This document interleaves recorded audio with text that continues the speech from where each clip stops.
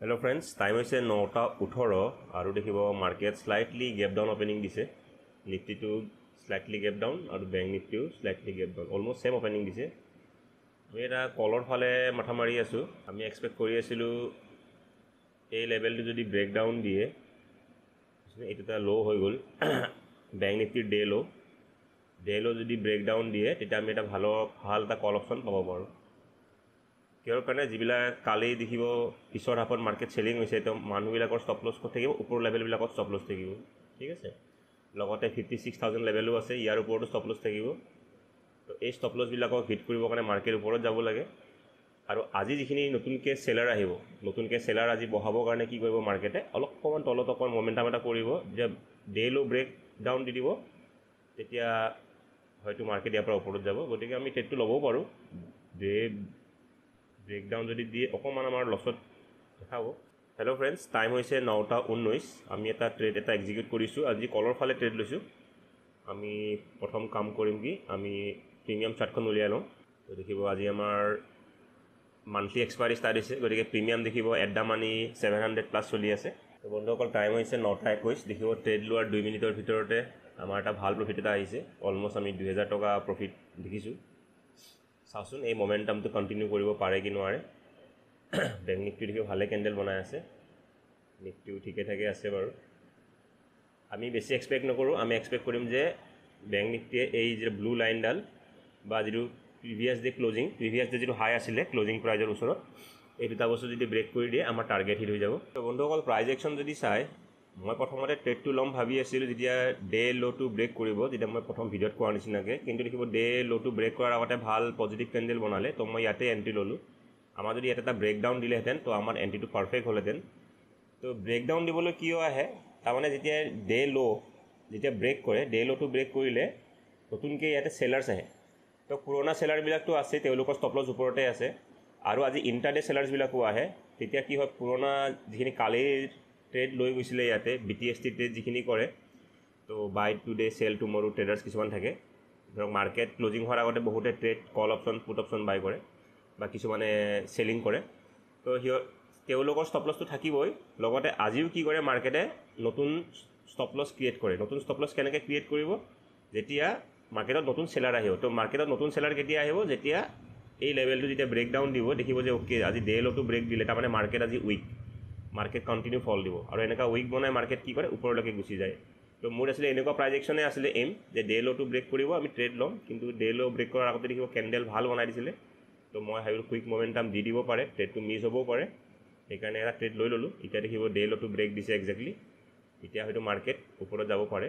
আমাৰ পজিশ্যনটো চাই লওঁ, পজিশ্যন কেনেকুৱা দেখাই আছে। পজিশ্যন দেখিব ভালেখিনি লছত আহি গ'ল। নিফটিৰ চাৰ্টখন চাওঁ, তো নিফটি দেখিব ব্ৰেকডাউন দিছে। নিফটি ব্ৰেকডাউন এতিয়ালৈকে দিয়া নাই, তো ব্ৰেকডাউন দিলে অলমষ্ট। তো ইয়াৰ পৰা মাৰ্কেট ওপৰতে যাব লাগে। এতিয়া চাওঁ কি কৰে। বন্ধুসকল, দেখিব এটা ধুনীয়া গ্ৰীণ কেণ্ডেল বনাই আছে বেংক নিফটিত, লগতে নিফটিটো বনাই আছে। আৰু নিফটিও দেখিব ক্লজিং প্ৰাইজৰ ওচৰতে আহিছে আৰু ৰেজিষ্টেঞ্চ ল'ব ট্ৰাই কৰি আছে। গতিকে এইটো আমাৰ কাৰণে ভালে হয়। এটা যদি ষ্ট্ৰং কেণ্ডেলৰে যদি ব্ৰেক আউট দি দিয়ে ক্লজিং প্ৰাইজৰ, ইভেন নিফটি দিলেও হ'ব, নাইবা বেংক নিফটিও যদি দি দিয়ে। বেংক নিফটি বাৰু অকণমান দূৰত আছে, নিফটি ওচৰত আছে। গতিকে আমাৰ আৰু দেখিব প্ৰিমিয়ামবিলাকো ভালে বাঢ়ি আছে।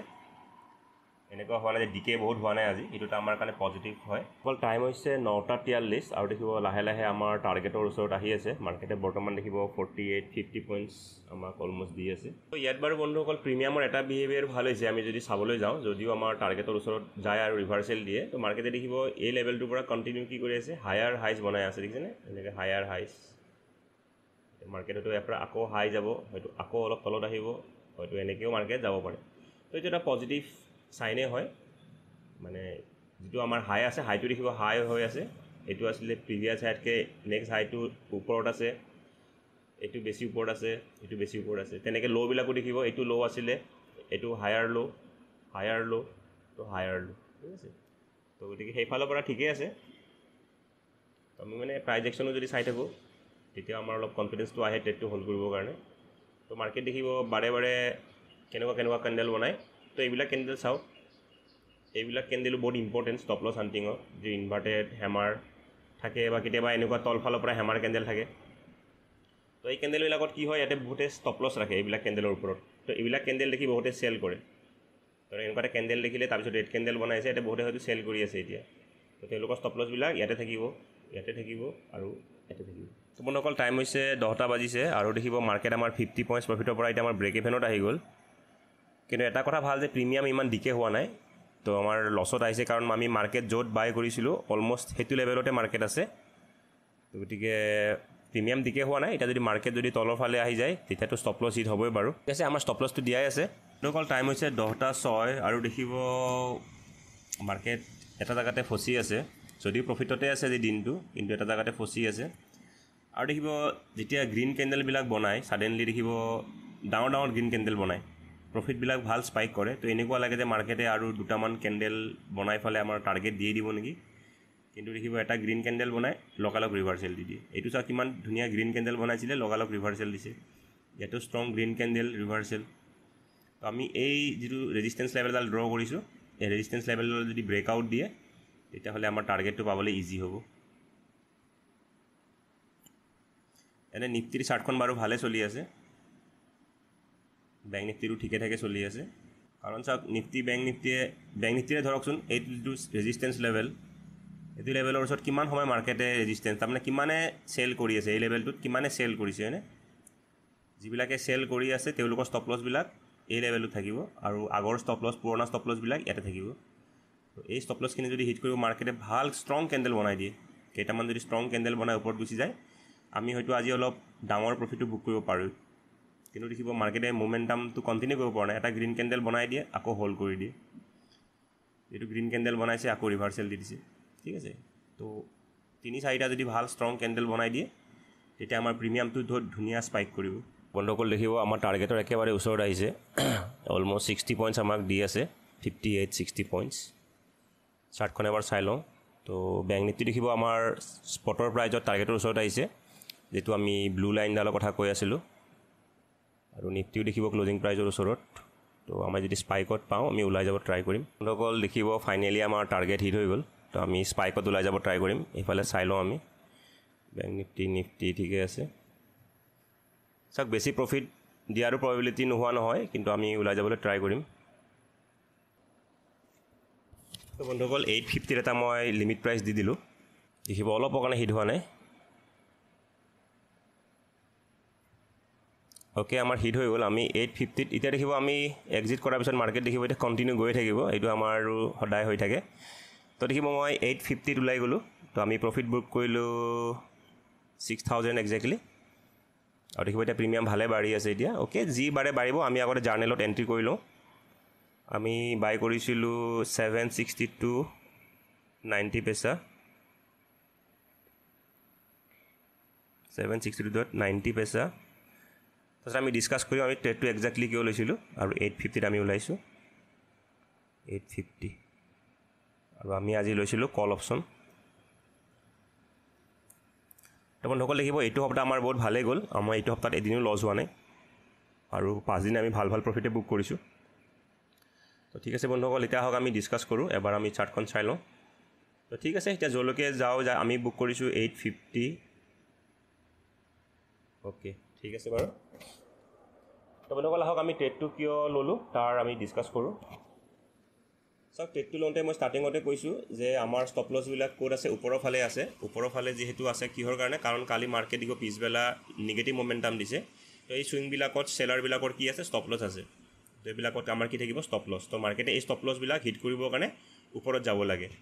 আৰু লগতে কি আছিলে 56,000 লেভেলৰ তলত এইটো এটা ষ্ট্ৰং ৰেজিষ্টেঞ্চ লেভেল। ইয়াৰ তলতো যেতিয়া মাৰ্কেট অপেনিং দিছে, অপেনিং দিলে আজিৰ দিনটোতো কি আহিছে, আজি ইণ্টাৰডেটো বহুত কি আহিছে, চেলাৰ আহিছে। আৰু মই কৈ আছিলোঁ যে এই যদি ডেটো ল' কৰিলেহেঁতেন তেতিয়া বেছিকৈ চেলাৰ আহিলেহেঁতেন, তেতিয়া মমেণ্টামটো ষ্ট্ৰং হ'লহেঁতেন।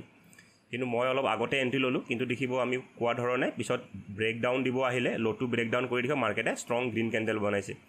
তো দেখিব ষ্ট্ৰং গ্ৰীণ কেণ্ডেল বনাই আছে। তো এই গ্ৰীণ কেণ্ডেলবিলাকতে ষ্টপ লছ হাণ্ট হয়। তাৰপিছত মাৰ্কেট অকণমান হোল্ড কৰিলে, পেটাৰ্ণ অকণমান বনাই দেখিব কণ্টিনিউ এতিয়া ওপৰত গৈ আছে। তো আমি ট্ৰেডটো লওঁতে কৈছিলোঁ যে আমাৰ এক্সপেক্টেশ্যন আছিলে যে মাৰ্কেটে এটলিষ্ট 56,000 লাইনডাল ব্ৰেক কৰিব, লগতে এইটো যিটো চুইং আছিলে এই চুইংটো ব্ৰেকআউট দিলে আমি ওলাই যাম। আৰু আমি সেইমতে ওলাই গ'লোঁ। এতিয়া যদিও প্ৰফিট আমাৰ বাঢ়ি থাকে, আমাৰ দুখ কৰিবলগা একো নাই। আমি যেনেকৈ প্লেন কৰিছিলোঁ আমি সেইমতে এক্সিকিউট কৰিছোঁ আৰু সেনেকৈ আমি ট্ৰেডৰ পৰা ওলাই গৈছোঁ। তো ইয়াতে দেখিব আৰু এটা বস্তু আমি ইউজ কৰিছোঁ। তো এডাল লাইন আপোনালোকে দেখিবই, এই লাইনডাল হয়তো আপোনালোকে দেখিছে, এই লাইনডাল মই আগতে ড্ৰ কৰি থোৱা আছিলে। এই লাইনডাল হৈ গ'ল ফিবনাচি লেভেল। আপোনালোকে জানে মই ফিবনাচি লেভেল খুব ইউজ কৰোঁ। তো যদি আমি দেখিব প্ৰিভিয়াছ ল'ৰ পৰা যদি প্ৰিভিয়াছ হাইলৈ আমি ফিবনাচি লেভেল ড্ৰ কৰোঁ, এই গ্ৰীণ লাইনডাল দেখিব, গ্ৰীণ লাইনডাল আছিলে আমাৰ 0.6 লেভেল। তো 0.6 লেভেলত মই দেখাই আছোঁ।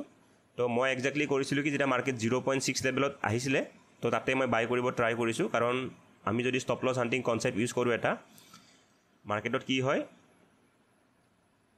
এটা ভাল বাইং মমেণ্টাম দিলে, এইটো কোৱা হয় কণ্টিনিউৱেশ্যন পেটাৰ্ণ বুলিও কোৱা হয়।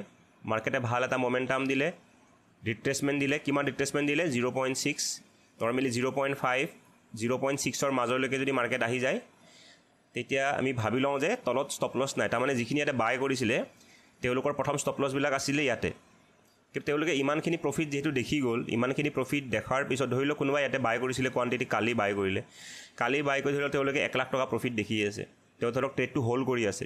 তো আজি যেতিয়া মাৰ্কেট প্ৰফিট কমি তেওঁৰ প্ৰফিট যেতিয়া 1 লাখৰ পৰা যেতিয়া তেওঁৰ প্ৰফিট 50,000 বা 60,000 প্ৰফিট কমি যাব, তাৰমানে তেওঁৰ প্ৰফিট যেতিয়া 40,000লৈকে আহিব, তো তেওঁ কি কৰিব, তেওঁ ফুল ষ্টপ লছ নিদিয়ে, আমি যিটো কওঁ ট্ৰেইল ষ্টপ লছ। তাৰমানে নৰ্মেলি কি ভবা যায়, এটা যদি মাৰ্কেট মমেণ্টাম দিয়ে আৰু 0.5, 0.6 লেভেললৈকে আহিলে নৰ্মেলি সকলো ট্ৰেডাৰে কি কৰে, তেওঁলোকৰ যিটো পজিশ্যনটো কাটি দিয়ে, ট্ৰেইল কৰি ফালে। এতিয়া যেনেকৈ মই ট্ৰেইল নকৰোঁ, যেনেকৈ মই 70 পইণ্ট ষ্টপ লছ ল'ব ট্ৰাই কৰোঁ, আৰু প্ৰফিটত গ'লেও মই খুব ৰেয়াৰলিহে মই ট্ৰেইল কৰোঁ, কিন্তু মেক্সিমামে কি কৰে, ট্ৰেইল কৰে। আৰু তেওঁলোকে কি কৰে, প্ৰফিট যেতিয়া কমি যায় তেওঁলোকে ট্ৰেডৰ পৰা ওলাই যায়, আৰু সেইটো চাই ফালে মই ট্ৰেডটো লৈছিলোঁ। ঠিক আছে বন্ধুসকল, আজিলৈ আহিছোঁ, ধন্যবাদ।